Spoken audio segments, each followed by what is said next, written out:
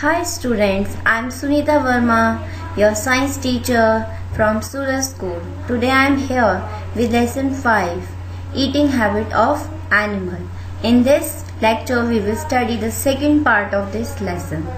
In this part we will study about the different feeding habits in different animals, how they are adapted to eat different kind of food like this. So let's start. In first part of this lesson, we already studied that the type of animals. These are herbivores, carnivores and omnivores. Today we revised like first herbivores, an animal that eats almost only plants.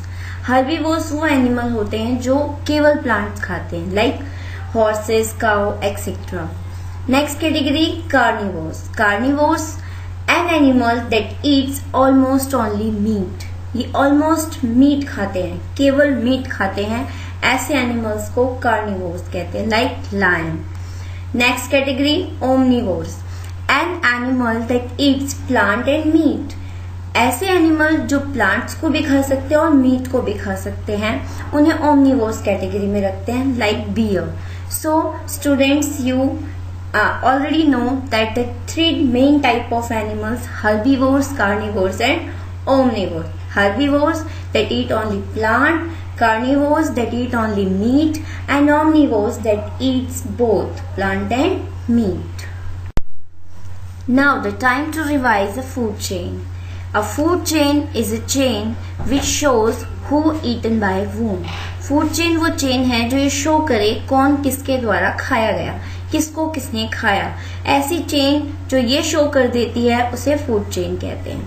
तो in this food chain there is first grass.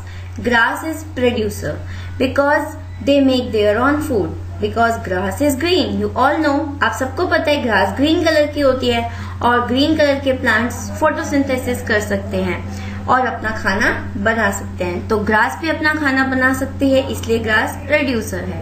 And others are consumer. The first consumer is caterpillar. So caterpillar को हम primary consumer भी कहते हैं. क्योंकि primary consumer इसलिए क्योंकि वो सबसे पहले डायरेक्टली अपना फूड किससे ले रहा है, ग्रास से. इसलिए ग्रास से जब सबसे पहले फूड लेने वाला हुआ caterpillar, so caterpillar is a primary consumer. And then this caterpillar eaten by frog. So frog is a secondary consumer. इस caterpillar को खाता है कौन, frog. तो frog क्या हो गया, secondary consumer. And then this frog is eaten by snake. So snake is a tertiary consumer. Tertiary मतलब third level पे. जो third consumer है उसे हम कहते हैं tertiary consumer.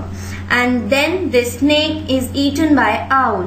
So owl is a final consumer in this food chain. In this food chain, there are 4 consumers. First consumer, caterpillar. Second consumer, frog. Tertiary consumer, snake. And final consumer, owl. These all are depend on grass because grass is producer. But caterpillar directly depend on grass for their food. But these rest of the consumer like frog, snake and owl are depend on grass for food but not directly.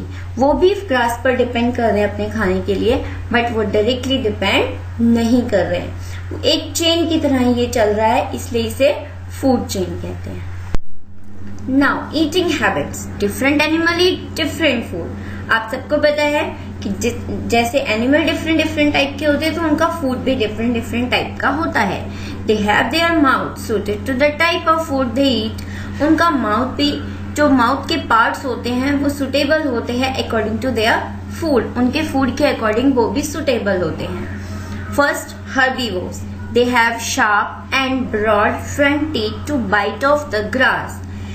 Herbivores वो animal होते हैं जो plants खाते हैं या plants product खाते हैं. तो उनके माउथ पार्ट कैसे होंगे, they have sharp and broad front teeth. उनके शार्प और ब्रॉड फ्रंट टीथ होते हैं जिससे वो बाइट कर सकते हैं ग्रास को इजीली.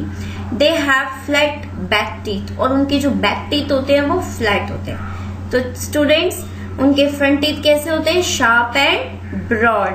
फ्रंट टीथ होते हैं sharp and broad and back teeth होते हैं फ्लैट. जिससे फ्रंट टीथ शार्प और ब्रॉड होंगे तो वो क्या करेंगे, इजिली ग्रास को बाइट कर सकते हैं।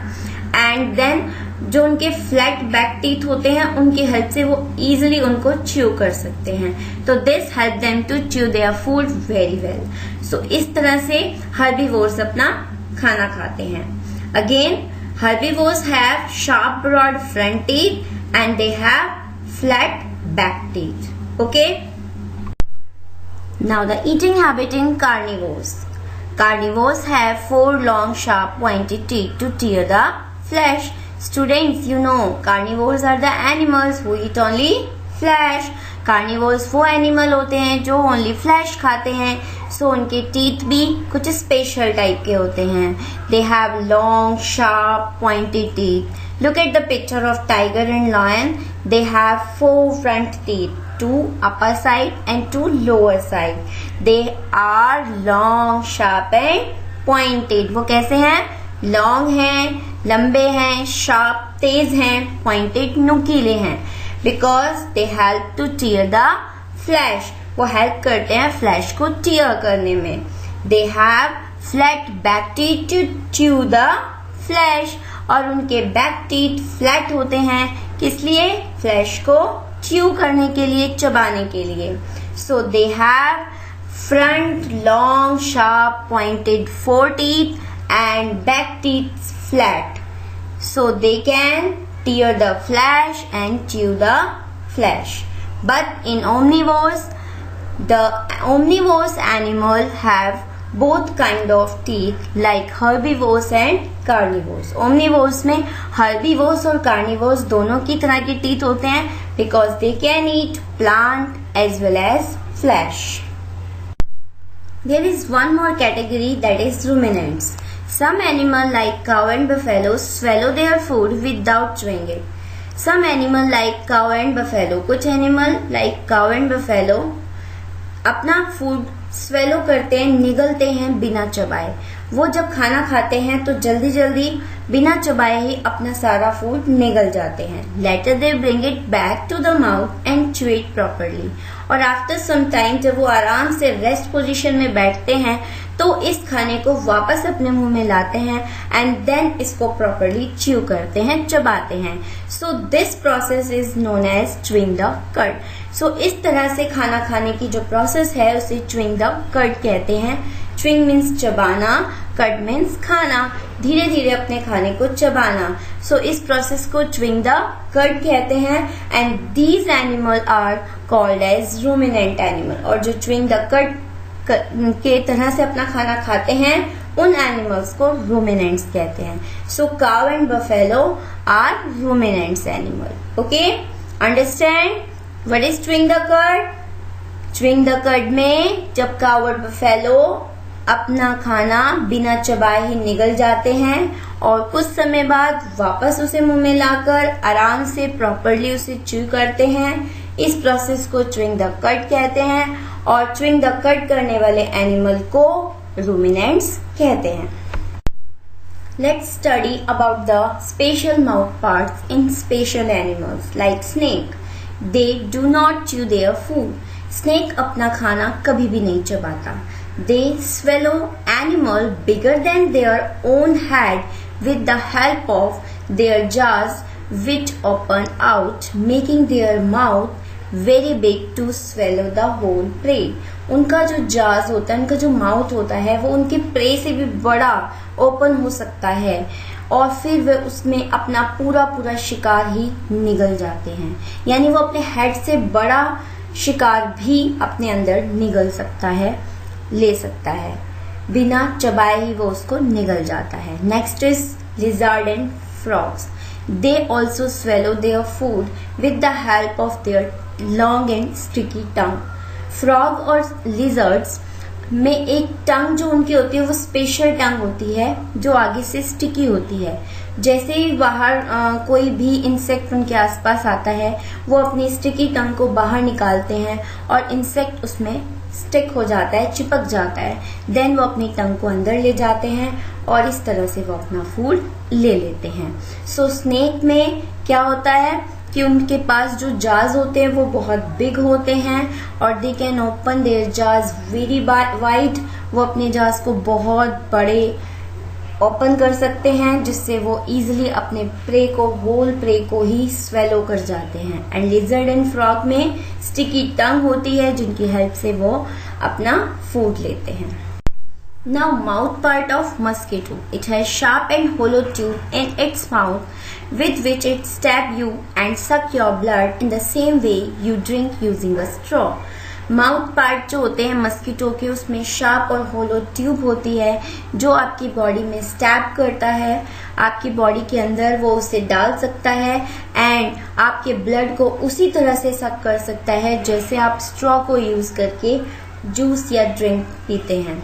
Okay, now butterfly. It has a long and hollow tube in its mouth to suck nectar from flower.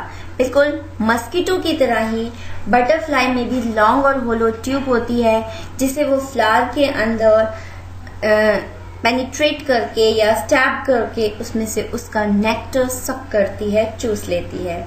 Flower के जूस को नेक्टर कहते हैं, तो वो फ्लावर का जो नेक्टर होता है वो सक करती है अपनी लॉन्ग और होलो ट्यूब के कारण। सो दोनों मस्कीटो और butterfly both have sharp and hollow tube in its mouth. Now the next category of animals that is neighing animals. Gnawing animals like rabbit, squirrel and rat have sharp front scissor-like teeth. With these teeth, they can bite hard, rough food grains and other things.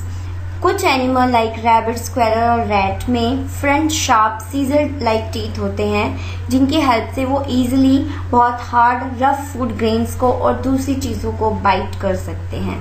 So this type के animals को knowing animals कहते हैं। ये जो knowing animals हैं या picture में देख रहे हैं, रैबिट है या स्क्वेरल है या रैट है, वो किसी भी हार्ड ऑब्जेक्ट को या हार्ड फूड ग्रेन्स को इजीली अपने शार्प और सीजर लाइक टीथ से बाइट कर सकता है। So these all are knowing animals. Okay, now some steps to take care of animal. First, animal need healthy food. आप सबको पता है कि एनिमल्स को हेल्दी फूड देना चाहिए, so we should give them always healthy food. Next, feed your pet at regular time and अपने pet को हमेशा रेगुलर टाइम पर ही, उसके प्रॉपर टाइमिंग पर भी उसको फीडिंग करानी चाहिए। And next third step, never over feed your पेट। और कभी भी उसे ओवर फीडिंग नहीं कराना चाहिए, मीन्स जरूरत से ज्यादा फूड नहीं देना चाहिए।